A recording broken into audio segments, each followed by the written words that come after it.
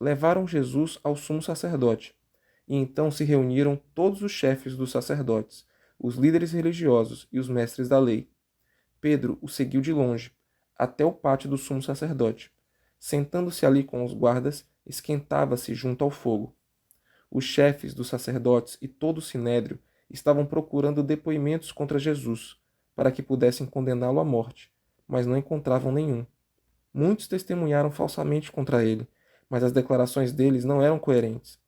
Então se levantaram alguns e declararam falsamente contra ele: Nós o ouvimos dizer: Destruirei este templo feito por mãos humanas, e em 3 dias construirei outro, não feito por mãos de homens. Mas nem mesmo assim o depoimento deles era coerente. Depois, o sumo sacerdote levantou-se diante deles e perguntou a Jesus: Você não vai responder à acusação que estes fazem sobre você? Mas Jesus permaneceu em silêncio e nada respondeu. Outra vez, o sumo sacerdote lhe perguntou: Você é o Cristo, o Filho do Deus bendito? Sou, disse Jesus, e vereis o Filho do Homem assentado à direita do Poderoso, vindo com as nuvens do céu. O sumo sacerdote, rasgando as próprias vestes, perguntou: Por que precisamos de mais testemunhas? Vocês ouviram a blasfêmia? Que acham? Todos o julgaram digno de morte. Então alguns começaram a cuspir nele, vendaram-lhe os olhos e, dando-lhe murros, diziam: Profetize! E os guardas o levaram, dando-lhe tapas. Estando Pedro embaixo no pátio, uma das criadas do sumo sacerdote passou por ali. Vendo Pedro a aquecer-se, olhou bem para ele e disse: Você também estava com Jesus, o Nazareno. Contudo, ele o negou, dizendo: Não o conheço, nem sei do que você está falando, e saiu para o alpendre.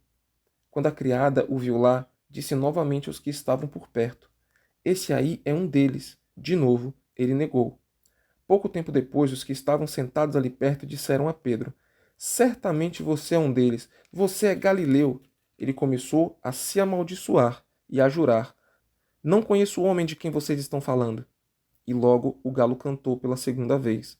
Então Pedro se lembrou da palavra que Jesus lhe tinha dito: Antes que 2 vezes cante o galo, você me negará 3 vezes. E se pôs a chorar. De manhã, bem cedo, os chefes dos sacerdotes, com os líderes religiosos, os mestres da lei e todo o sinédrio, chegaram a uma decisão. Amarrando Jesus, levaram-no e o entregaram a Pilatos. Você é o rei dos judeus? Perguntou Pilatos. Tu o dizes, respondeu Jesus. Os chefes dos sacerdotes o acusavam de muitas coisas. Então Pilatos lhe perguntou novamente: Você não vai responder? Veja de quantas coisas o estão acusando. Mas Jesus não respondeu nada, e Pilatos ficou impressionado. Por ocasião da festa, era costume soltar um prisioneiro que o povo pedisse. Um homem chamado Barrabás estava na prisão com os rebeldes que haviam cometido assassinato durante uma rebelião.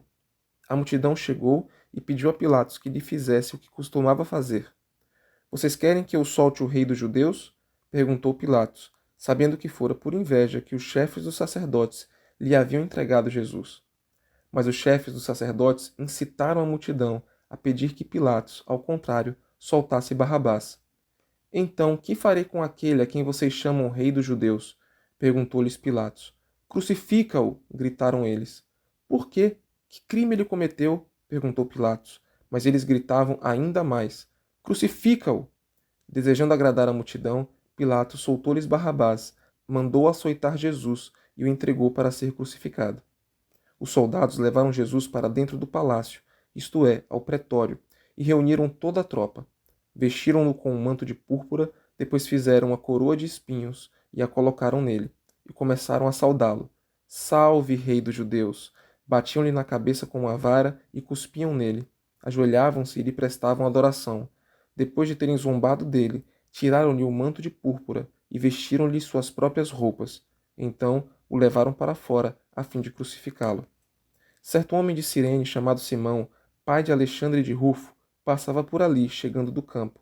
Eles o forçaram a carregar a cruz. Levaram Jesus ao lugar chamado Gólgota, que quer dizer lugar da caveira. Então lhe deram vinho misturado com mirra, mas ele não o bebeu. E o crucificaram. Dividindo as roupas dele, tiraram sortes para saber com o que cada um iria ficar. Eram 9 horas da manhã, quando o crucificaram. E assim estava escrito na acusação contra ele: o rei dos judeus. Com ele crucificaram 2 ladrões, um à sua direita e outro à sua esquerda. E cumpriu-se a escritura que diz: Ele foi contado entre os transgressores. Os que passavam lançavam-lhe insultos, balançando a cabeça e dizendo: Ora, você que destrói o templo e o reedifica em 3 dias, desça da cruz e salve-se a si mesmo. Da mesma forma, os chefes dos sacerdotes e os mestres da lei zombavam dele entre si, dizendo: Salvou os outros, mas não é capaz de salvar a si mesmo. O Cristo, o Rei de Israel, desça da cruz para que o vejamos e creiamos. Os que foram crucificados com ele também o insultavam. E houve trevas sobre toda a terra, do meio-dia às 3 horas da tarde. Por volta das 3 horas da tarde, Jesus bradou em alta voz: Eloi, Eloi, lama sabachthani, que significa: meu Deus, por que me abandonaste? Quando alguns dos que estavam presentes ouviram isso, disseram: Ouçam, ele está chamando Elias. Um deles correu, embebeu uma esponja em vinagre, colocou-a na ponta de uma vara e deu-a a Jesus para beber, e disse: Deixem-no, vejamos se Elias vem tirá-lo daí.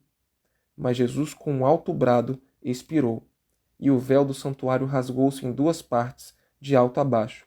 Quando o centurião que estava em frente de Jesus ouviu seu brado e viu como ele morreu, disse: Realmente este homem era o Filho de Deus.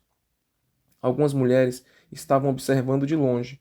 Entre elas estava Maria Madalena, Salomé e Maria, mãe de Tiago, o mais jovem, e de José.